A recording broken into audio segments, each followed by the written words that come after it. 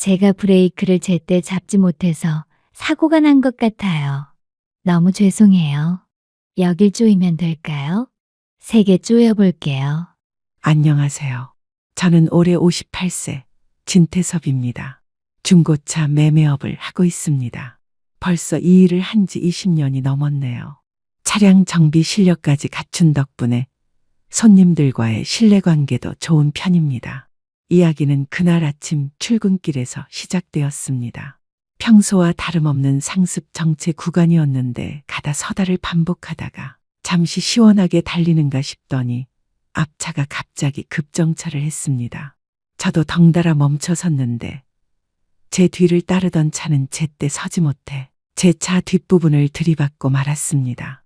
생각보다 부딪히는 소리가 컸고 가뜩이나 짜증나는 출근길에 사고가 났으니 인상을 확 쓰면서 내렸습니다.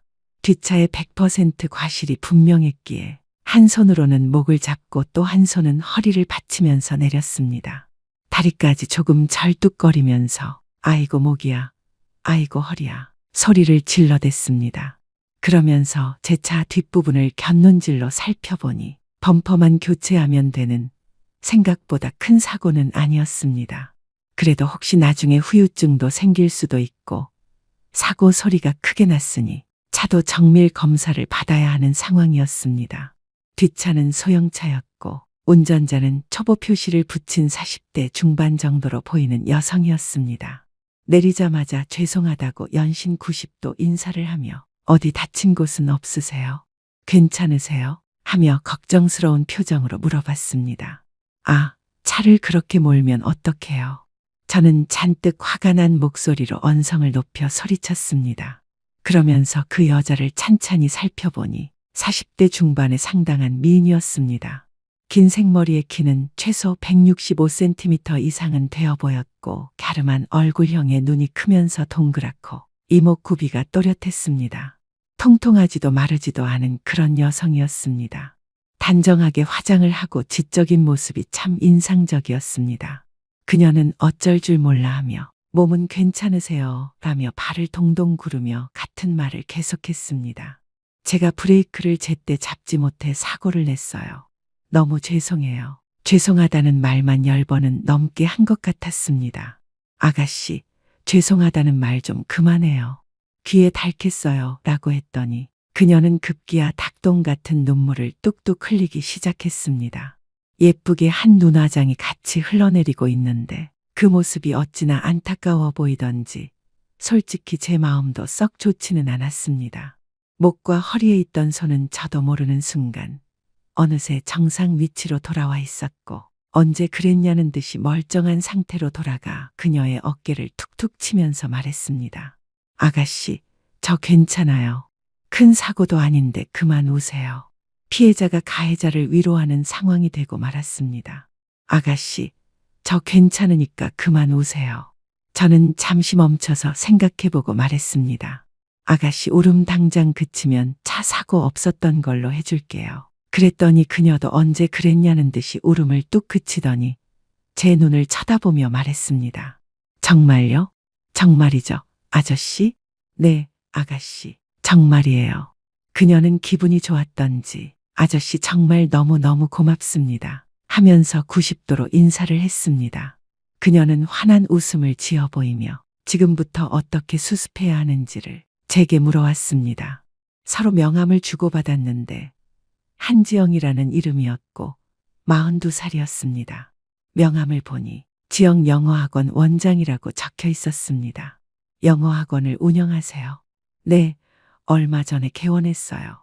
아직 일주일밖에 안 됐는데 그녀는 아직 초보 운전인데도 불구하고 잠깐 아이들 간식을 사러 마트에 차를 끌고 나왔다가 사고를 낸 것이었습니다.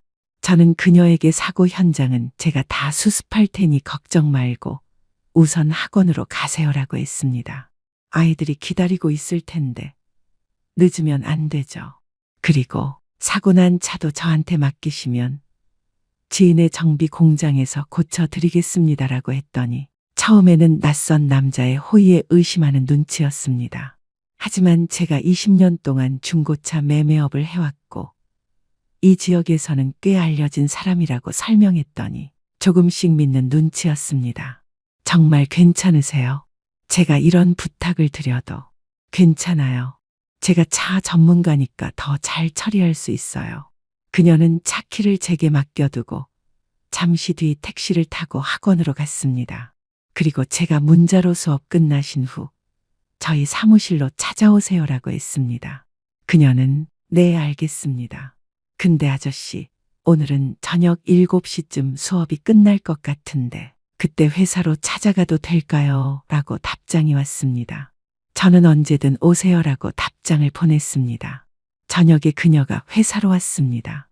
아저씨 안녕하세요. 그녀가 밝은 모습으로 찾아왔습니다. 아침에는 볼 수 없었던 안정되어 보이고 정갈한 모습이었습니다. 너무나 사랑스럽고 참한 얼굴이었습니다. 58살인 제가 그녀를 보고 있자니 젊은 시절 첫사랑을 대하듯 마음이 설레어 왔습니다. 지영 씨, 어서 와요. 저기 소파에 앉으세요. 저희는 커피를 한잔하며 대화를 이어갔습니다. 제가 잘 아는 정비 공장에 차를 맡겼는데 한 3일 정도 걸린다고 하네요. 그녀도 저를 믿는다는 듯이 알겠습니다라고 했습니다. 아저씨, 근데 사고 나실 때 목이 아프다고 하셨던 것 같은데 병원에라도 가보셔야 되는 거 아니에요?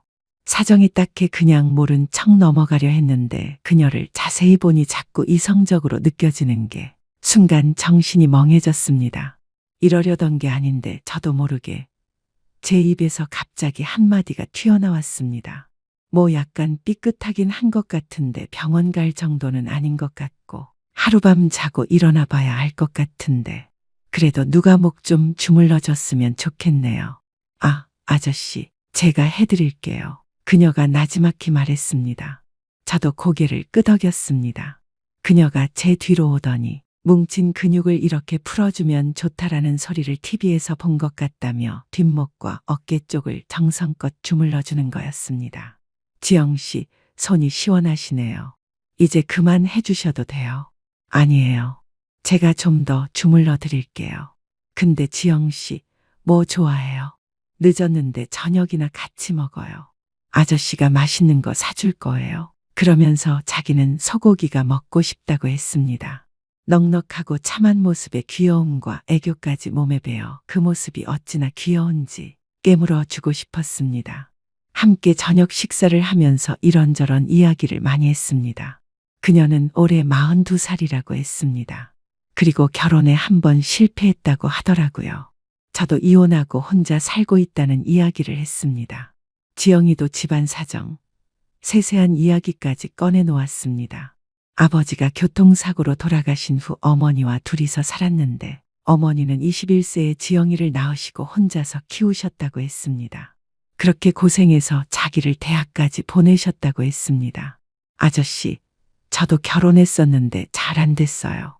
이혼하고 나서 엄마가 건물을 가지고 계셔서 2층에 학원을 열게 되었어요. 어머니가 건물을 소유하고 계시는군요.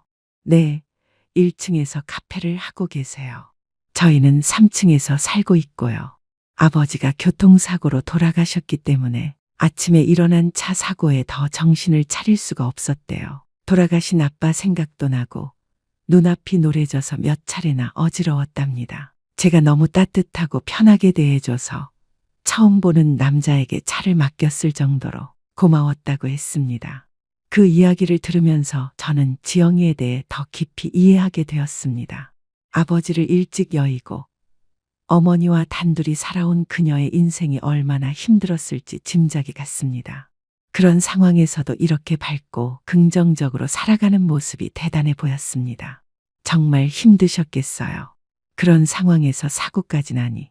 네, 그래서 더 당황했나 봐요. 하지만 아저씨를 만나서 정말 다행이었어요. 지영이의 진솔한 고백을 들으면서 제 마음속 어딘가가 따뜻해졌습니다. 이런 순수하고 착한 사람을 도와드릴 수 있어서 기뻤습니다. 저녁 식사를 마친 뒤 그녀를 집까지 데려다 주면서 저는 계속 무언가 더 도와주고 싶다는 생각이 들었습니다. 차 사고 때문에 운전에 대한 트라우마가 생길 수도 있을 텐데 그런 것도 극복할 수 있도록 도와주고 싶었습니다. 지영 씨, 혹시 주말에 시간 되시면 운전 연습 좀 도와드릴까요? 사실 이 말을 꺼내면서도 저 자신이 놀랐습니다.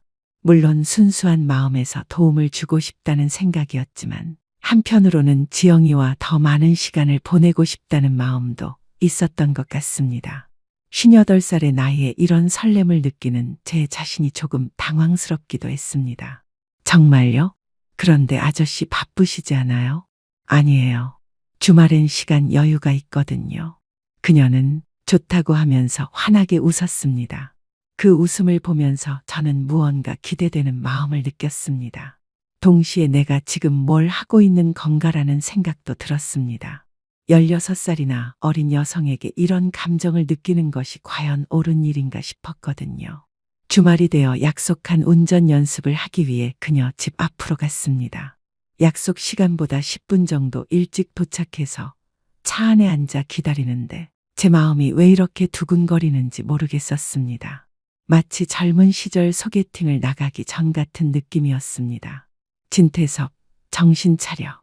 너는 지금 58살이야. 그리고 지영 씨는 42살이야. 16살 차이라고. 그냥 운전 연습 도와주는 거야. 제 자신에게 주문을 걸며 마음을 다스리려고 했지만 쉽지 않았습니다. 지영이가 건물에서 나오는 모습을 보자마자 제 마음은 다시 한번 흔들렸습니다. 평상복을 입고 나왔는데 캐주얼한 옷차림이 또 다른 매력을 보여줬습니다. 사고 났을 때 본 모습과는 완전히 다른 모습이었습니다. 편안한 청바지에 하얀 블라우스 그리고 가볍게 묶은 머리까지 20대 여성 못지않게 젊어 보였습니다. 아저씨, 안녕하세요. 지영이는 저를 보자마자 반갑다며 차에 올라탔습니다. 안녕하세요. 지영 씨. 잘 잤어요? 네. 오늘 운전 연습할 걸 생각하니까 너무 기대돼서 일찍 일어났어요. 그녀의 밝은 모습을 보면서 저는 자꾸 이상한 생각이 들었습니다. 혹시 지영이도 저와의 만남을 기대하고 있는 건 아닐까? 아니면 정말 운전 연습만을 위한 만남일까? 제 자신도 확신이 서지 않았습니다. 지영 씨, 오늘 무슨 날이에요? 무슨 옷을 그렇게 예쁘게 차려입고 나오셨어요? 사실 이 말이 입에서 나오고 나서야 깨달았습니다. 제가 지영이의 옷차림을 유심히 보고 있었다는 것을요. 58살 남자가 42살 여성의 옷차림에 이렇게 신경 쓰는 게 과연 적절한 일인가 싶어서 순간 당황했습니다. 왜요? 저 아저씨한테 예쁘게 보이려고 이렇게 입고 나왔는데. 아저씨, 저 안 예뻐요? 지영이의 대답을 듣는 순간 제 심장이 쿵쾅쿵쾅 뛰었습니다. 아저씨한테 예쁘게 보이려고라는 말이 제 머릿속에서 맴돌았습니다. 정말 그런 의미일까? 아니면 그냥 하는 말일까? 저는 혼란스러웠습니다. 그렇군요. 근데 너무 예뻐서 제 눈에 지영 씨가 자꾸 여자로 보여서 문제예요. 이 말을 하고 나서 저는 제 자신이 놀라웠습니다. 평소 같으면 절대 하지 않았을 말인데 지영이 앞에서는 자꾸 솔직해지는 것 같았습니다. 동시에 내가 지금 뭔 소리를 하고 있는 거야 라는 생각이 들어 얼굴이 화끈거렸습니다.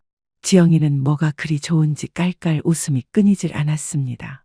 그 웃음을 보면서 저는 더욱 혼란스러워졌습니다. 제 말을 어떤 의미로 받아들인 걸까요? 진태섭, 조심해. 너는 지금 위험한 길을 가고 있어. 차를 몰면서 스스로에게 계속 말했습니다. 하지만 지영이와 함께 있으면 그런 걱정들이 다 사라지는 것 같았습니다. 저희는 시외로 나가 한적한 도로에서 운전 연습을 시작했습니다. 지영이는 생각보다 운전을 잘했지만 가끔 긴장하는 모습이 보였습니다. 아마 사고의 기억 때문일 겁니다. 천천히 하세요. 급할 거 없어요.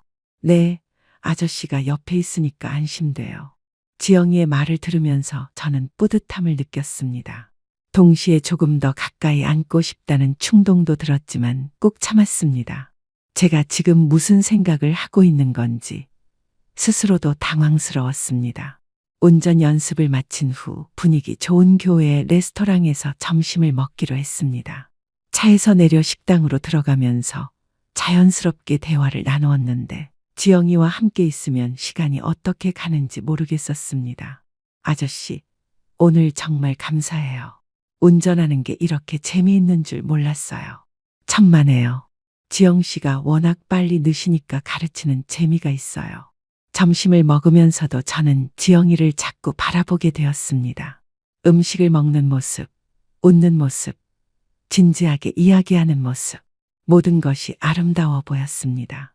하지만 동시에 나이 차이를 생각해 라는 목소리가 머릿속에서 계속 들렸습니다. 지영 씨, 혹시 시간 되시면 영화라도 볼까요? 제 입에서 나온 말에 저 자신도 놀랐습니다. 언제부터 이렇게 적극적이 되었을까요? 평생 수줍음 많은 성격으로 살아온 제가 이렇게 자연스럽게 데이트를 신청하다니. 잠시 침묵이 흘렀고 그 짧은 순간 1000가지 후회가 제 마음을 스쳐 지나갔습니다. 하지만 곧 지영이의 밝은 목소리가 제 불안을 날려버렸습니다. 그녀는 기뻐하며 좋다고 했습니다. 영화관에서 로맨틱 코미디를 보는 동안 저는 지영이의 존재를 더욱 의식하게 되었습니다. 어둠 속에서 그녀의 실루엣이 스크린의 빛에 비치는 모습이 마치 그림처럼 아름다웠어요. 가끔 웃을 때마다 어깨가 살짝 닿거나 팝콘을 먹을 때 손이 스칠 때마다 제 심장이 빨라졌습니다. 이런 제 자신이 낯설면서도 설레었습니다. 영화 속 주인공들이 키스하는 장면에서 저는 무의식적으로 지영이를 흘깃 바라보았어요. 그 순간 그녀도 저를 보고 있었습니다. 우리의 시선이 마주쳤을 때 시간이 멈춘 것 같았어요. 그녀의 눈동자에 비친 제 모습이 흐릿하게 보였습니다. 서둘러 다시 스크린으로 시선을 돌렸지만 그 짧은 순간의 전율이 오랫동안 제 마음에 남았어요. 영화 재미있었어요. 나오면서 제가 물었습니다. 네, 정말 좋았어요.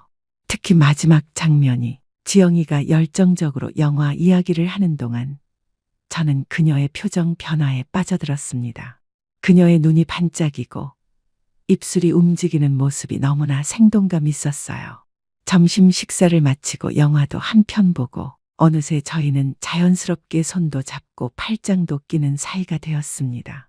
처음에는 건널목을 건널 때 무심코 손을 잡았다가 그 후로는 자연스럽게 손을 놓지 않았어요. 그녀의 손은 제 것보다 훨씬 작고 부드러웠습니다. 그 온기가 제 마음까지 따뜻하게 만들었어요. 누가 보면 아빠와 딸 같은 모습이었겠지만 그래도 저는 좋았습니다. 아니, 사실은 그런 시선이 조금 신경 쓰이기도 했습니다. 카페에서 커피를 마실 때 주변 사람들의 시선이 느껴질 때마다 제 마음은 조금씩 움츠러들었어요. 하지만 지영이와 함께 있으면 그런 것들이 다 사소해 보였습니다. 영화를 보고 나왔는데도 아침에 일찍 만나서인지 오후 4시밖에 안 됐습니다. 헤어질 시간이 다가오자 묘한 불안감이 제 마음을 채웠어요. 이 달콤한 시간이 끝나는 것이 두려웠습니다. 아저씨 집에 가보면 안 돼요? 어떻게 해놓고 사는지 궁금해요. 지영이는 좀 쉬고 싶다며 저희 집으로 가자고 했습니다. 그 말에 제 심장이 다시 빠르게 뛰기 시작했어요. 머릿속에서는 수많은 생각이 교차했습니다. 기대, 두려움, 설렘, 망설임. 사실 저는 조금 망설여졌습니다. 58살 독신남의 집이라는 게 보여주기에 부끄러운 부분이 많았거든요. 하지만 지영 씨의 순수한 호기심을 거절할 수도 없었고 또 한편으로는 제 일상을 보여드리고 싶은 마음도 있었습니다. 그리고 솔직히 말하면 지영이와 단둘이 제 집에서 시간을 보낸다는 생각에 심장이 두근거렸습니다. 이런 마음을 갖는 제 자신이 부끄럽기도 했지만 어쩔 수 없었습니다. 집이 좀 어수선할 텐데 괜찮으시겠어요? 괜찮아요. 오히려 더 궁금해요. 집에 도착하자마자 지영이는 현관에서부터 놀란 표정을 지었습니다. 아저씨, 이게 뭐예요? 혼자 사는 냄새가 진동을 한다면서 창문을 다 열어젖히더니 소매를 걷고 청소를 하기 시작했습니다. 아, 지영 씨 그러지 마세요. 제가 할게요. 아저씨, 아니에요. 이런 건 여자가 더 잘해요. 지영이는 정말 능숙하게 집안을 정리하기 시작했습니다. 그 모습을 보고 있자니 마치 집주인이 바뀐 것 같은 느낌이었습니다. 저는 어정쩡하게 서서 지켜보다가 도와주려고 했지만 지영이는 오히려 제게 쉬라고 하며 혼자서 척척 해치웠습니다. 1시간 넘게 집안 곳곳을 치우더니 땀이 많이 났는지 이마를 닦으며 말했습니다. 아저씨, 혹시 샤워해도 될까요? 너무 더워요. 물론이죠. 수건은 욕실 선반에 있어요. 지영이는 마치 제 집처럼 자연스럽게 욕실에 들어가 샤워를 했습니다. 물소리가 들리는 동안 저는 새롭게 정리된 집안을 둘러보았습니다. 같은 공간인데도 완전히 다른 집 같았습니다. 깔끔하게 정리된 거실, 말끔하게 닦인 테이블, 정돈된 주방. 이런 게 바로 여성의 손길이구나 싶었습니다. 샤워를 마치고 나온 지영이는 거실 소파에 앉아 정말 깔끔해졌네요라며 만족스러운 표정을 지었습니다. 저희는 함께 TV를 보면서 편안한 시간을 보냈습니다. 집안에 여성이 있으니 분위기가 완전히 달라졌습니다. 따뜻하고 포근한 느낌이 들었습니다.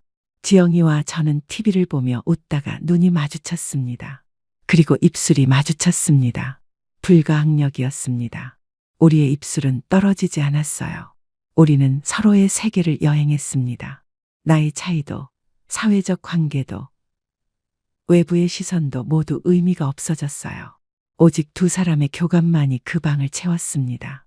그날 저희는 서로에게 위로가 되어 주었습니다.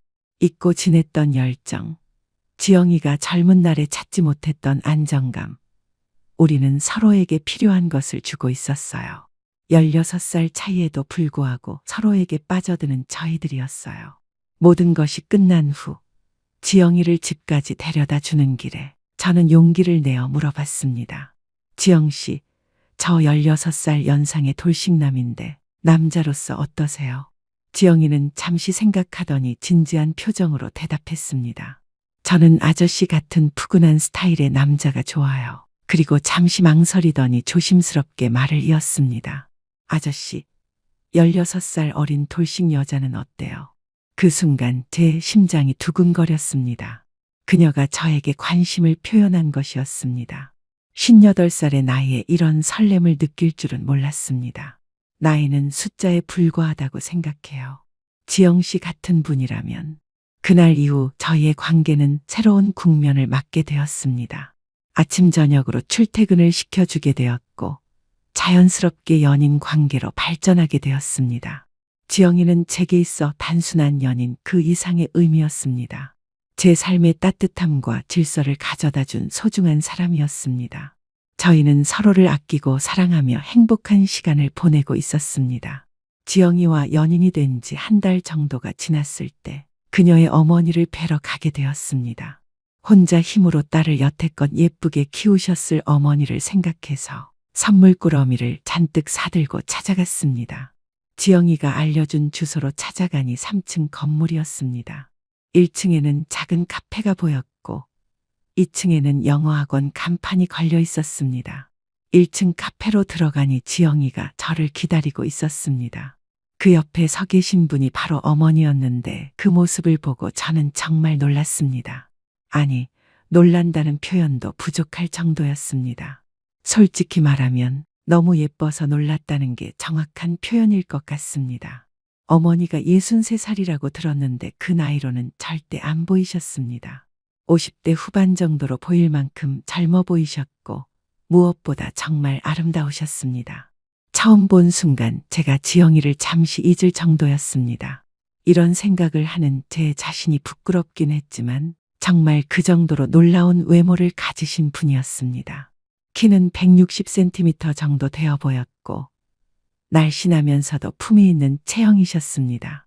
짧게 잘린 단발머리가 세련되어 보였고 화장도 자연스럽게 하셔서 오히려 더 젊어 보이셨습니다. 무엇보다 눈이 참 예뻤습니다. 지영이와 닮은 큰 눈에 온화한 미소를 띠고 계셨는데 그 미소만으로도 주변이 환해지는 것 같았습니다. 카페를 운영하시는 분답게 옷차림도 깔끔하고 세련되셨습니다. 베이지색 블라우스에 검은색 긴 바지를 입고 계셨는데 단순한 옷차림인데도 품격이 느껴졌습니다. 제가 상상했던 일반적인 63살 어머니의 모습과는 정말 달랐습니다. 어머니, 안녕하세요. 지영이 남자친구 진태섭입니다. 아, 그래요? 우리 지영이가 좋은 분을 만났네요. 어서 앉으세요. 목소리도 참 좋으셨습니다. 나이에 비해 맑고 또렷한 목소리였고 말씀하시는 모습에서 지성이 느껴졌습니다. 어머니의 성함은 윤정임이셨고 21세에 지영이를 낳으셔서 저와는 5살밖에 차이가 나지 않는다고 했습니다. 그 말을 듣고 나니 더욱 놀라웠습니다. 5살 차이라니 저랑 거의 동년배나 마찬가지였습니다. 태섭 씨, 커피 드릴게요. 지영이가 태섭 씨 얘기를 많이 해서 궁금했어요. 고맙습니다. 정말 멋진 카페네요. 카페는 아담하면서도 분위기가 좋았습니다. 인테리어도 세련되게 해놓으셨고 어머니가 직접 운영하시는 것 같았습니다. 곳곳에 어머니의 세심한 손길이 느껴졌습니다. 전에는 식당을 했었는데 나이가 들어서 좀 더 편한 카페로 바꿨어요. 지영이도 2층에서 학원을 하니까 서로 도움이 되고요. 어머니께서 대단하세요. 건물도 있으시고 태섭 씨 별 말씀을요. 남들 하는 것처럼 열심히 한 거죠. 그래도 건물이 하나 있으니 지영이도 학원을 할 수 있게 돼서 감사하죠. 모녀가 서로 의지하며 살아가는 모습이 참 보기 좋았습니다. 하지만 동시에 저는 복잡한 감정을 느끼고 있었습니다. 두 모녀가 믿고 의지할 사람이 저밖에 없다는 생각에 보호 본능 같은 것도 일어났습니다. 지영이와 어머니를 앞으로 제가 잘 지켜드려야겠다. 이런 생각 말이에요. 그런 책임감과 함께 다른 감정도 생겨났습니다. 어머니를 보면서 느끼는 묘한 끌림이었습니다. 지영이의 어머니라는 사실을 알면서도 한 명의 매력적인 여성으로 보게 되는 제 자신을 발견했습니다. 이런 감정을 느끼는 것이 옳지 않다는 것을 알면서도 어쩔 수 없었습니다. 어머니는 정말 대단한 분이셨습니다.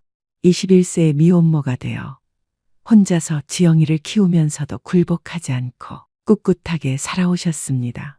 식당을 운영하며 돈을 모아 건물을 사고 지영이를 대학까지 보내셨습니다. 그리고 지금은 카페를 운영하며 여유로운 생활을 보내고 계셨습니다. 그런 삶의 무게와 지혜가 어머니를 더욱 매력적으로 보이게 만들었습니다. 하지만 그보다 더 강하게 느껴지는 것은 어머니에 대한 이상한 끌림이었습니다. 이런 감정을 느끼는 제 자신이 당황스러웠지만 어쩔 수 없었습니다. 어머니는 정말 매력적인 여성이셨고 나이가 겨우 5살 차이라는 사실이 계속 제 머릿속을 맴돌았습니다. 어머니와 자꾸 대화를 나누다 보니 그럴수록 어머니께 점점 이상한 감정도 생겨났습니다. 나이가 겨우 5살 차이라는 것이 계속 의식되더라고요. 지영이와는 16살 차이였지만 어머니와는 고작 5살 차이였습니다. 같은 세대라고 해도 과언이 아니었습니다. 그날 이후로 저는 자주 카페에 들르게 되었습니다. 지영이가 2층에서 학원 수업을 할 때 1층에서 어머니와 차 한잔하며 이런저런 이야기를 나누는 시간이 많아졌습니다. 처음에는 지영이와의 관계에 대한 이야기가 주였지만 점차 서로의 개인적인 이야기도 나누게 되었습니다. 태섭 씨, 중고차 한 대 사려고 하는데 조언 좀 해주세요. 어떤 차를 생각하고 계세요? 그냥 경차로 작고 연비 좋은 걸로요. 카페 재료 사러 다닐 때만 쓸 거라서요. 그렇게 어머니의 차 구매 상담을 해드리면서 자연스럽게 개인적인 만남도 늘어나게 되었습니다. 중고차 매매단지에서 차를 구경하고 시승도 해보고 차량 점검도 함께 했습니다. 이런 만남들이 늘어날수록 저는 어머니에 대해 더 많이 알게 되었고 동시에 더 깊이 끌리게 되었습니다. 어머니는 저보다 나이가 많으시지만 정말 젊어 보이셨고 무엇보다 같은 세대로서의 공감대가 있었습니다. 젊은 지영이와는 다른 깊이 있는 대화를 나눌 수 있었고 인생의 쓴맛 단맛을 아는 연륜이 느껴졌습니다. 때로는 어머니와 대화를 나누다 보면 지영이와 연인 사이라는 것을 잊을 정도였습니다. 어머니는 제 이야기를 진지하게 들어주셨고 적절한 조언도 해주셨습니다. 중고차 업계의 어려움이나 혼자 사는 남자의 외로움 같은 것들을 털어놓을 수 있는 사람이 생긴 것이었습니다. 또한 어머니께서는 저에 대해서도 관심을 보이셨습니다. 제 건강을 걱정해 주시고 혼자 사는 것이 외롭지 않냐고 물어보시기도 했습니다. 그런 관심이 단순한 사위에 대한 배려인지 아니면 다른 의미가 있는 것인지 저는 확신할 수 없었습니다. 하지만 분명한 것은 어머니와 함께 있으면 마음이 편안해진다는 것이었습니다. 태섭 씨는 정말 성실하신 것 같아요. 지영이가 참 좋은 분을 만났어요. 어머니, 과찬이세요. 오히려 제가 지영이한테 배우는 게 많습니다. 아니에요. 태섭 씨. 요즘 남자들은 책임감이 없는 경우가 많은데 태섭 씨는 다르신 것 같아요. 어머니의 칭찬을 들으면 기분이 좋았습니다. 하지만 동시에 죄책감도 들었습니다.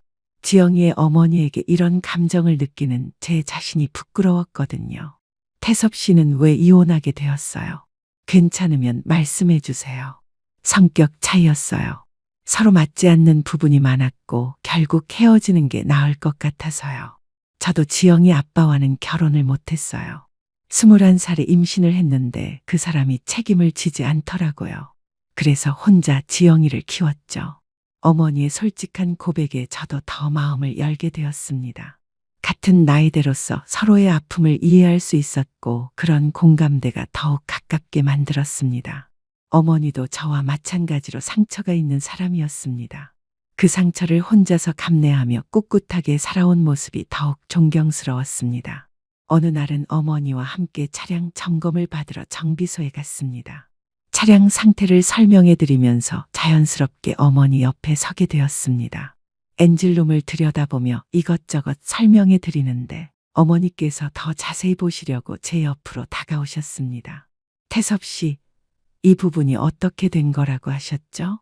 어머니께서 제가 가리키는 부분을 보시려고 몸을 기울이시는데 그 순간 어머니의 손이 제 손에 살짝 스쳤습니다. 아주 짧은 순간이었지만 마치 전기가 통하는 것 같은 느낌이었습니다. 그 순간 시간이 멈춘 것 같았습니다. 어머니의 부드러운 손길이 제 손등에 닿는 느낌이 생생했습니다. 따뜻하고 부드러운 손이었는데 그 짧은 접촉이 제 온몸의 전율을 불러일으켰습니다. 저는 순간적으로 숨을 멈췄고 심장이 빨리 뛰기 시작했습니다. 어머니도 그 순간을 느끼셨는지 살짝 움찔하시며 손을 빼셨습니다. 하지만 그 짧은 순간 저희의 눈이 마주쳤습니다. 어머니의 눈에는 당황스러움과 함께 무언가 다른 감정이 스쳐 지나가는 것을 봤습니다. 저 역시 심장이 빨라지는 것을 느꼈습니다. 그 짧은 접촉이 저에게는 강렬한 충격이었습니다. 죄송해요. 어머니께서 조그만 목소리로 말씀하셨습니다. 그 목소리에는 미묘한 떨림이 있었습니다. 아니에요. 괜찮습니다. 저도 어색하게 대답했습니다. 제 목소리도 평소와 달랐습니다. 그 순간 저희 사이에는 묘한 긴장감이 흘렀습니다. 어머니의 얼굴이 살짝 붉어지는 것을 봤고 저 역시 얼굴이 화끈거렸습니다.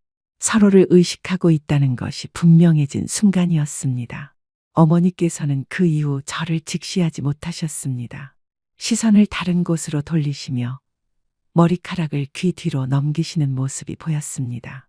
아이러니하게도 저에게는 그 작은 행동 하나하나가 매력적으로 다가왔습니다. 저 역시 어찌할 바를 몰랐습니다.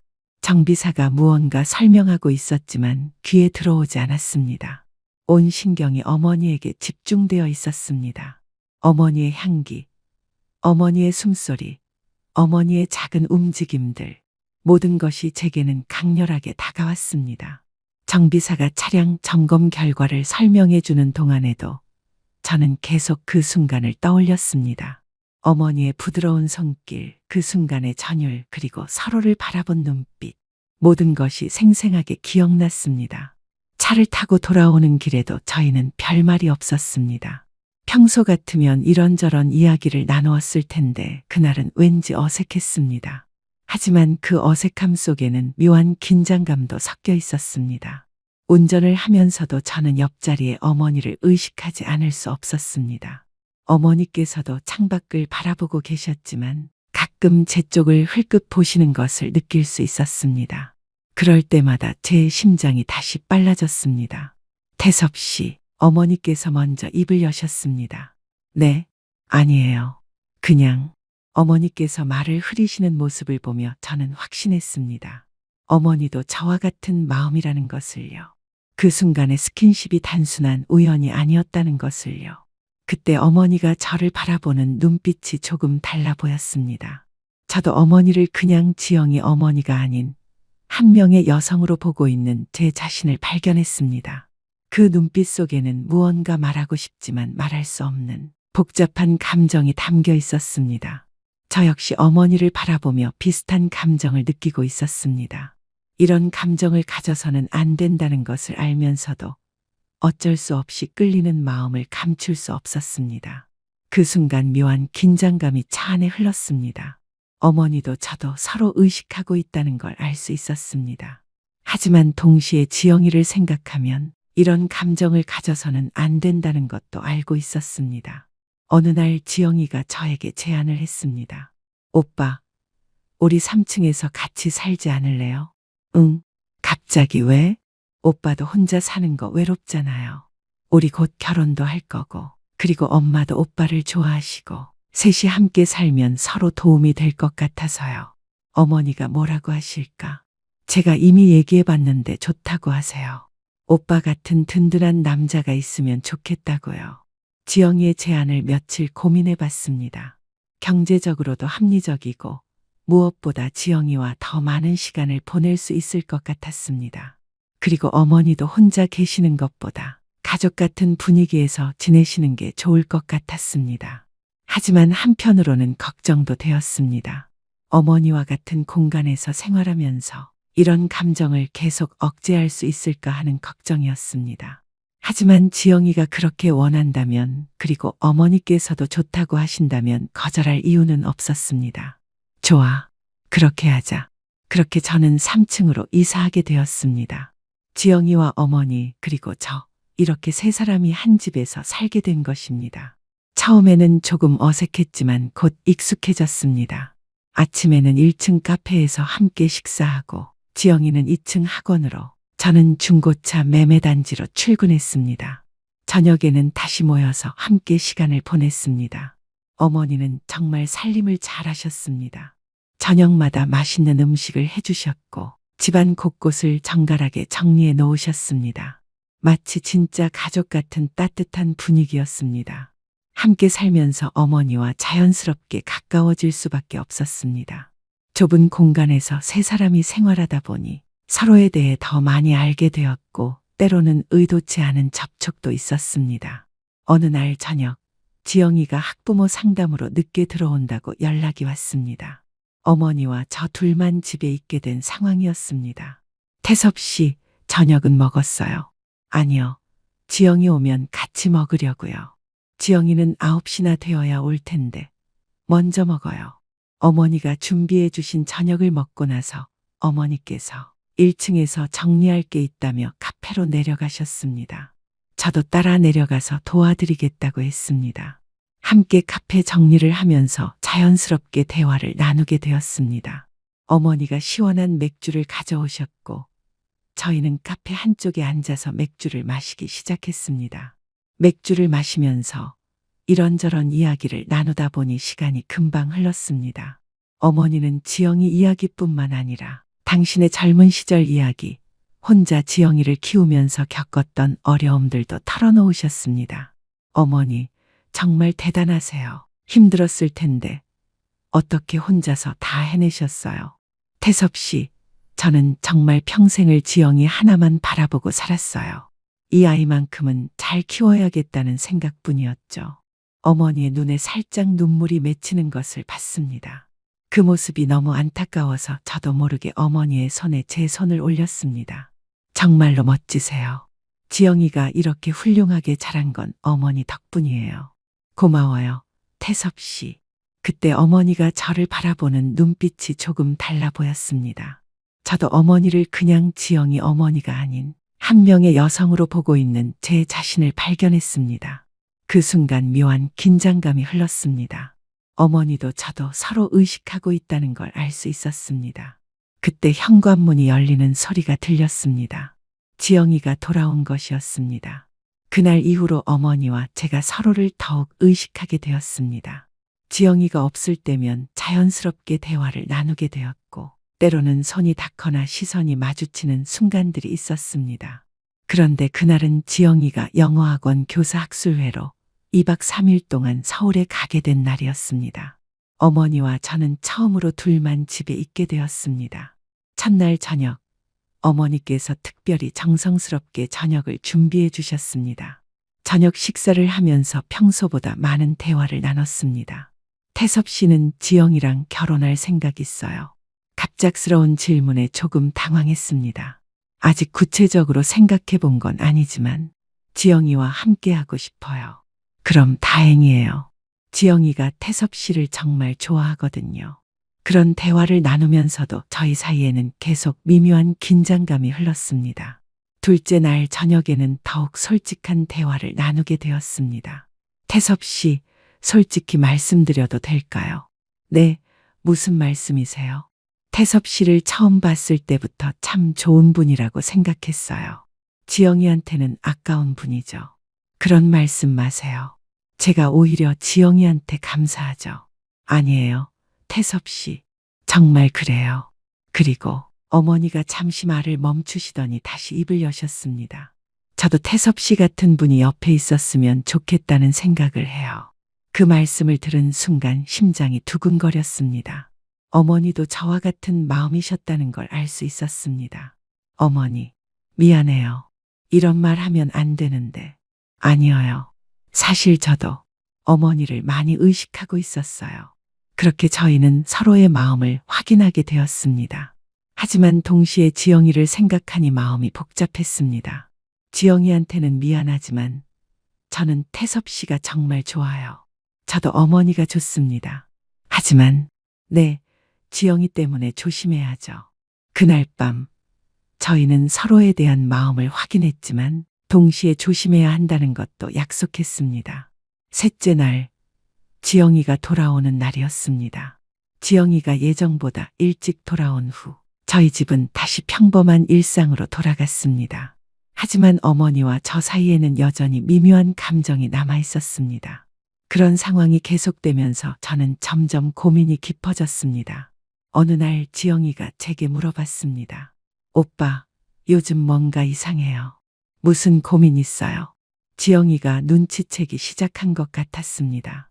더 이상 이런 상황을 계속할 수는 없다고 생각했습니다. 그날 밤, 저는 어머니와 진지한 대화를 나눴습니다.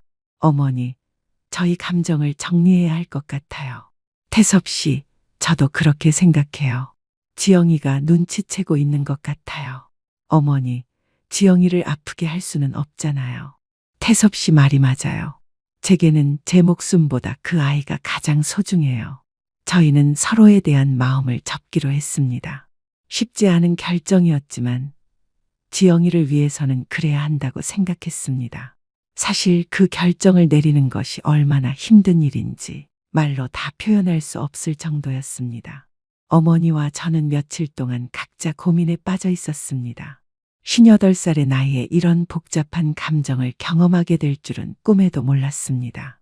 젊었을 때라면 감정에 휩쓸려 무모한 선택을 했을지도 모르지만 이제는 책임감이라는 것을 알게 되었습니다.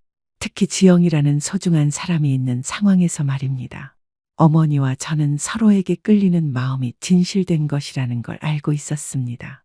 하지만 그보다 더 중요한 것은 지영이의 행복이었습니다.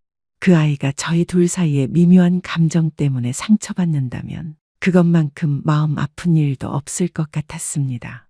어머니께서는 21살 때부터 혼자서 지영이를 키우시며 모든 것을 희생해 오셨는데 이제 와서 딸의 행복을 위협할 수는 없다고 하셨습니다. 저 역시 지영이에 대한 사랑이 진심이었기에 그 아이를 아프게 할 수는 없었습니다. 그 이후로 어머니와 저는 예전처럼 자연스럽게 지내려고 노력했습니다. 서로의 마음을 알고 있지만 그것을 표현하지 않기로 한 것입니다. 하지만 그것이 얼마나 어려운 일인지는 직접 경험해 본 사람만이 알 수 있을 것입니다. 아침에 1층 카페에서 함께 커피를 마실 때 어머니의 손이 제 손과 스칠 때마다 심장이 두근거렸습니다. 어머니께서 제가 좋아하는 음식을 특별히 준비해 주실 때마다 감사함과 동시에 안타까움을 느꼈습니다. 저 역시 어머니께서 힘든 일이 있으실 때 도와드리고 싶은 마음이 간절했지만 지나친 관심을 보이면 지영이가 눈치챌까봐 조심스러웠습니다. 어머니께서도 비슷한 심정이셨던 것 같습니다. 가끔 저를 바라보시는 눈빛에서 애틋함이 느껴졌지만 곧 자연스러운 미소로 바뀌셨습니다. 저희는 서로에 대한 특별한 감정을 마음 깊숙이 숨기고 평범한 가족처럼 지내기 위해 노력했습니다. 때로는 그 노력이 너무 부자연스러워서 오히려 더 어색해지기도 했지만 시간이 지나면서 점차 자연스러워졌습니다. 무엇보다 중요한 것은 지영이었습니다. 그 아이가 행복해하는 모습을 볼 때마다 저희의 선택이 옳았다는 확신이 들었습니다. 어머니와 저는 각자의 방식으로 지영이를 사랑하고 지지했습니다. 저는 지영이의 연인으로서, 어머니께서는 소중한 딸의 어머니로서 말입니다. 지영이도 저희가 다시 편해진 모습을 보고 안심하는 것 같았습니다. 오빠, 엄마, 요즘 다시 편해 보여서 좋아요. 지영이가 밝게 웃으며 말했을 때 저는 정말 다행이라는 생각이 들었습니다. 그 아이가 걱정하지 않아도 된다는 것, 저희 때문에 마음 아파하지 않아도 된다는 것만으로도 충분했습니다. 그래? 우리가 이상했나? 제가 일부러 가벼운 톤으로 물어봤습니다. 조금요. 그런데 지금은 괜찮아요. 지영이의 대답을 들으며 저는 어머니와 시선을 마주쳤습니다. 어머니의 눈에도 안도감이 보였습니다. 저희는 올바른 선택을 한 것입니다. 시간이 지나면서 저희 세 사람은 각자의 위치에서 서로를 이해하고 배려하는 법을 배워갔습니다. 어머니와 저는 서로에 대한 감정을 마음 깊이 간직하되 지영이와의 관계를 더욱 소중히 여겼습니다. 지영이와 저는 더욱 깊은 사랑을 나누게 되었고 어머니는 저희를 따뜻하게 지켜봐 주셨습니다. 어머니와 저 사이에는 특별한 이해와 존중이 있었습니다. 말로 표현하지는 않지만 서로를 아끼는 마음이 있다는 걸 알고 있었습니다. 어느 날 아침 1층 카페에서 세 사람이 함께 아침을 먹으면서 어머니께서 말씀하셨습니다. 우리 정말 좋은 가족이 되었네요. 네, 정말 그래요. 지영이가 밝게 웃으며 대답했습니다. 저도 이런 가족이 있어서 너무 행복해요. 저도 진심으로 그렇게 생각했습니다. 비록 복잡한 감정들이 있었지만 결국 저희는 서로를 아끼고 존중하는 특별한 가족이 되었습니다. 지영이는 2층 학원에서 아이들을 가르치며 보람을 찾았고 학원도 점점 잘 되어가고 있었습니다. 어머니는 1층 카페를 운영하며 동네 주민들과 좋은 관계를 유지하셨습니다. 저는 중고차 매매업을 통해 더욱 안정적인 생활 기반을 만들어갔습니다. 저녁이면 3층에서 세 사람이 모여 함께 시간을 보냈습니다. 때로는 TV를 보기도 하고 때로는 각자 할 일을 하면서도 같은 공간에 있다는 것만으로도 위안이 되었습니다. 어머니와 저 사이에는 여전히 특별한 감정이 있었지만 그것을 지영이에 대한 사랑과 책임감으로 승화시켰습니다. 저희는 지영이를 중심으로 한 가족이었고 그것으로 충분했습니다. 가끔 어머니와 눈이 마주칠 때면 서로의 마음을 알 수 있었지만 그것을 표현하지 않는 것이 더 아름다운 사랑이라고 생각했습니다. 어느 날 지영이가 저에게 말했습니다. 오빠, 우리 결혼하면 어떨까요? 정말? 지영아, 정말이야. 네, 저 오빠랑 평생 살고 싶어요. 엄마도 좋아하실 거예요. 저는 지영이를 꼭 안아주며 말했습니다. 나도 지영이랑 평생 함께하고 싶어. 어머니께 말씀드리자. 어머니께 결혼 이야기를 말씀드렸을 때 어머니는 진심으로 축하해 주셨습니다. 태섭 씨, 우리 지영이 잘 부탁드려요. 지영이의 좋은 남편이 되어주세요. 네, 어머니. 지영이를 평생 행복하게 해줄게요. 그 순간 어머니의 눈에서 살짝 아쉬움이 스쳐 지나가는 것을 봤지만 곧 환한 미소로 바뀌었습니다. 그 미소 속에는 딸의 행복을 진심으로 축복하는 어머니의 마음이 담겨 있었습니다. 어쩌면 어머니께서는 저보다 훨씬 일찍부터 이런 결말을 예상하고 계셨을지도 모릅니다. 어머니는 언제나 지영이의 행복을 최우선으로 생각하시는 분이었으니까요. 하지만 그 짧은 순간의 아쉬움 속에서 저는 어머니의 진심을 읽을 수 있었습니다. 저에 대한 감정이 완전히 사라진 것은 아니라는 것을요. 다만 그것을 딸에 대한 사랑으로 승화시키신 것이었습니다. 그런 어머니의 성숙함과 희생정신에 저는 다시 한번 감동받았습니다. 이렇게 저희 세 사람은 각자의 자리에서 서로를 아끼고 사랑하며 새로운 형태의 가족을 만들어 가고 있습니다. 58세의 저에게 찾아온 늦은 봄 같은 사랑과 예상치 못한 가족의 형태지만 이것이 바로 저희만의 행복이라고 생각합니다. 이 과정에서 저는 많은 것을 깨달았습니다. 사랑이란 단순히 감정에만 의존하는 것이 아니라 때로는 책임감과 희생이 필요하다는 것을요. 그리고 진정한 사랑은 상대방의 행복을 우선시하는 것이라는 것도 알게 되었습니다. 어머니와 저 사이에 있었던 감정도 그런 의미에서 아름다운 사랑이었다고 생각합니다. 서로를 아끼면서도 지영이의 행복을 위해 그 감정을 절제할 수 있었으니까요. 곧 지영이와 결혼을 하게 되면 저희는 정식으로 한 가족이 될 것입니다. 어머니와 저 사이에 있었던 특별한 감정은 이제 가족으로서의 깊은 애정과 존중으로 자리 잡았습니다. 그것은 어쩌면 연인 사이의 사랑보다도 더 깊고 영원한 것일지도 모릅니다. 결혼 준비를 하면서 저는 어머니의 배려를 더욱 깊이 느꼈습니다. 어머니께서는 결혼식 준비부터 신혼집 마련까지 모든 것을 세심하게 도와주셨습니다. 그 과정에서 저에 대한 개인적인 감정은 전혀 드러내지 않으시고 오로지 딸의 행복만을 위해 헌신하시는 모습을 봤습니다. 그런 어머니의 모습을 보면서 저는 더욱 존경심을 느꼈고 동시에 지영이를 더 잘 대해야겠다는 다짐을 했습니다. 앞으로도 저희는 서로를 이해하고 존중하며 각자의 꿈을 응원하는 특별한 가족으로 살아갈 것입니다. 1층에서는 어머니의 카페가, 2층에서는 지영이의 학원이, 3층에서는 저희의 새로운 가정이 조화롭게 어우러지는 그런 행복한 일상을 만들어 갈 것입니다. 이 건물은 단순한 주거 공간이 아닌 저희 가족의 꿈과 희망이 층층이 쌓인 특별한 공간이 될 것입니다.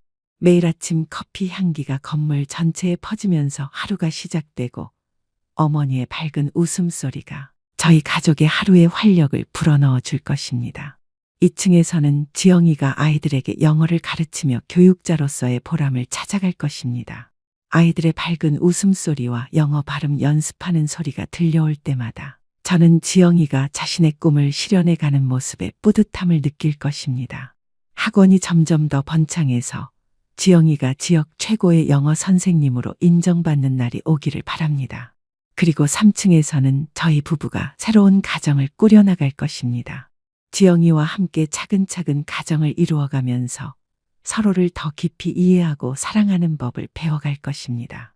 나이 차이가 있지만 그것이 오히려 저희 관계를 더욱 성숙하게 만들어 줄 것이라고 믿습니다. 어머니와 저 사이에 있었던 특별한 감정도 이제는 아름다운 추억으로 남을 것입니다.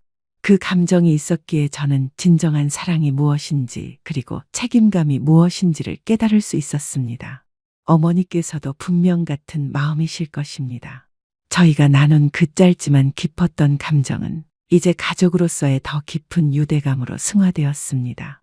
앞으로 저희 가족에게는 크고 작은 일들이 많이 일어날 것입니다. 기쁜 일도 있을 것이고 힘든 일도 있을 것입니다.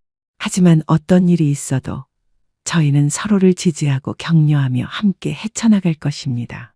세 사람이 각자 다른 층에서 살면서도 마음만은 항상 하나로 연결되어 있을 것입니다. 이렇게 저는 58살의 새로운 인생을 시작하게 되었습니다.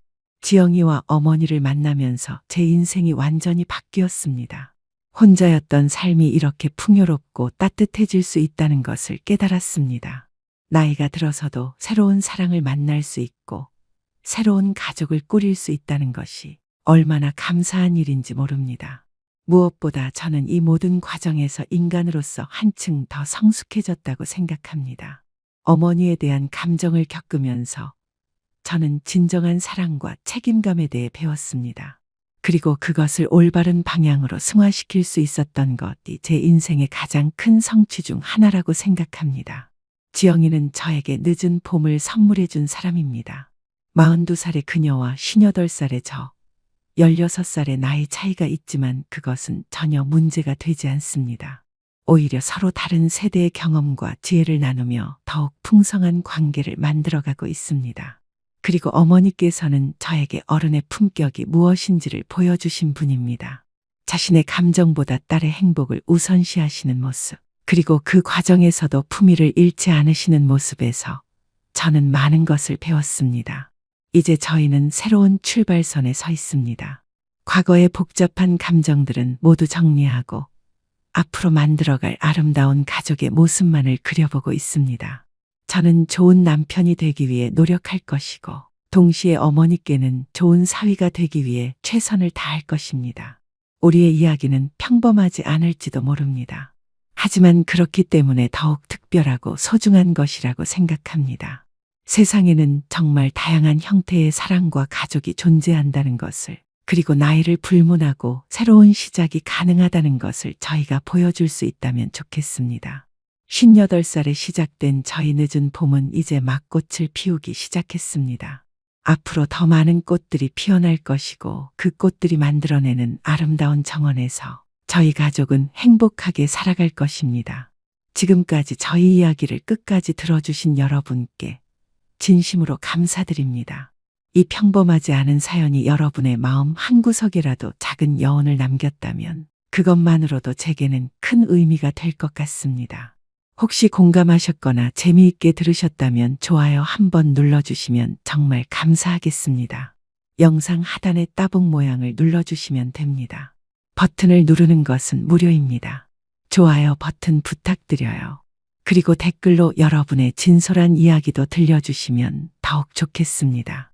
공감하는 마음이든 다른 시각의 의견이든 개인적인 경험담이든 상관없습니다. 인생이란 참으로 예측할 수 없는 드라마 같습니다.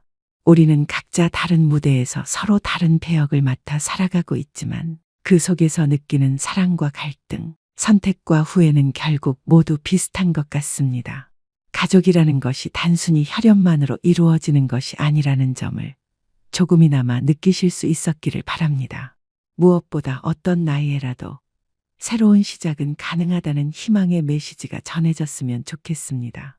여러분 한 분 한 분의 삶 속에도 저첨 늦은 봄이 찾아오길, 그리고 그 봄 속에서 진정한 사랑과 평안을 찾으시길 마음 깊이 응원합니다. 언제나 몸 건강하시고 마음도 따뜻하게 지내시기 바랍니다. 고맙습니다.